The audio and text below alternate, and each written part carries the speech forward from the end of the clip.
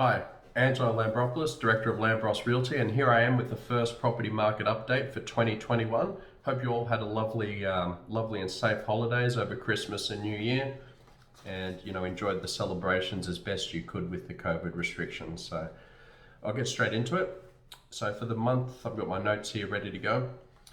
For the month of January, there were 4 registered home sales, obviously January 2021. The median price being $1,450,000 amongst those sales. The highest sale price sitting at 1.9 million, and the average days on market sitting at 62. Okay. Now we compare this in comparison to January 2020. Also 4 registered home sales, median of 1,507,000. The highest sale sitting at 1,560,000, and the average days on market sitting at 67. So this is where it gets interesting looking at that data there. So according to the data provided by APM Price Finder, so another RP data type format, they are basically saying that the median sale price for Cherrybrook was currently sitting at 1.52 with price growth of 5.2% for the year 2020.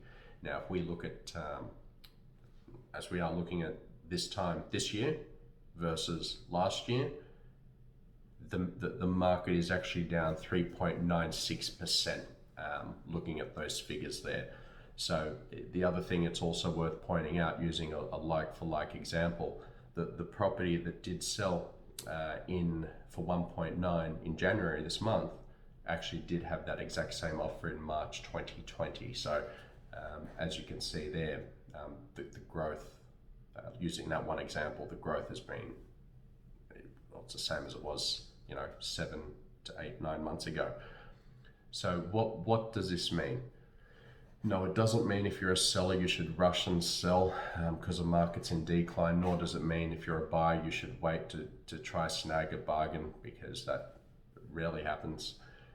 Traditionally, it is typical for the market to start slow in January, for January in Cherrybrook. So just to give you an idea, if you look at, I've got it here, in January 2019 there were 3 sales with a median price of 1,225,000.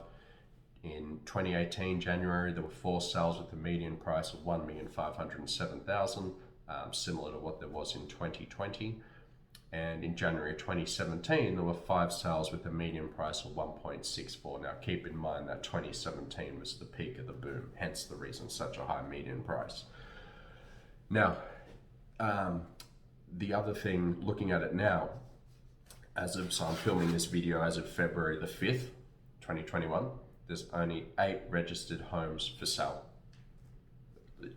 Ever since I've been doing these videos for years now, I've never seen stock levels this low, right? So, which isn't necessarily a bad thing. So the bottom line from all of this, so I guess next month really will be the telltale sign for Cherrybrook. Now I say this because traditionally February is when things start to pick up after the new year. January is somewhat lethargic over here. A lot of buyers are sort of sitting back waiting to see what hits the market. Sort of gives them an idea of whether there will be more stock, and it hits a point where they will have to jump in and do something. So if you look at, given the circumstances now, I would anticipate sales volumes to pick up as a result. In turn, you should start to see that median price slowly start to rise as well. Now, provided stock levels remain low throughout the course of this year, as they did last year, there will still be healthy sales results in and amongst the suburb. And I think what a lot of you need to remember as well is when you're looking, when you're investing or buying a family home, a lot of people will sit there thinking, I'll wait for the market to drop, or I'll get a better deal elsewhere, or I'll wait. Best advice I can give is just jump in if it's a long term, because the data and stats I'm reporting now that are happening on a monthly basis to give you an indication of perhaps a good time to buy for you, perhaps a good time to sell. But when you look at it over the long term graph, on average, if you look at Cherrybrook and really average it out over the years, it's been sustainable 7% growth since the early 80s. So something to keep in mind there. Just another thing I want to touch on, a lot of you are asking me, should I renovate before I sell? What should I do? The general rule of thumb is go the renovation if you are looking to stay, make the most of it. Or if you are looking to sell, just do the touch-ups, right? And when I say the touch-ups, make sure everything's fixed and in working order for the next person, the buyer, to come in and do their own thing.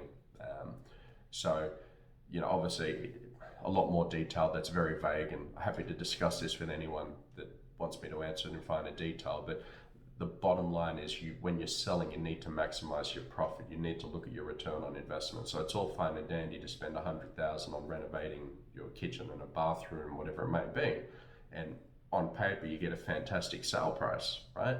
But what's the point of doing all that, selling for 1.8 million? We could have just sold it for 1.7, 1.72 and been done with it. So food for thought, and downtime is something you've got to consider. So look, that's my wrap for the January 2021 property market update. Be interesting to see what happens in February. I'll be back next month. Thank you for watching. And again, if you have any further questions, you can visit me at the office here at Apple Tree Shops, Cherrybrook. You can call me at the office 029481 0999, or send us an email at info@lambrosrealty.com.au. Bye for now.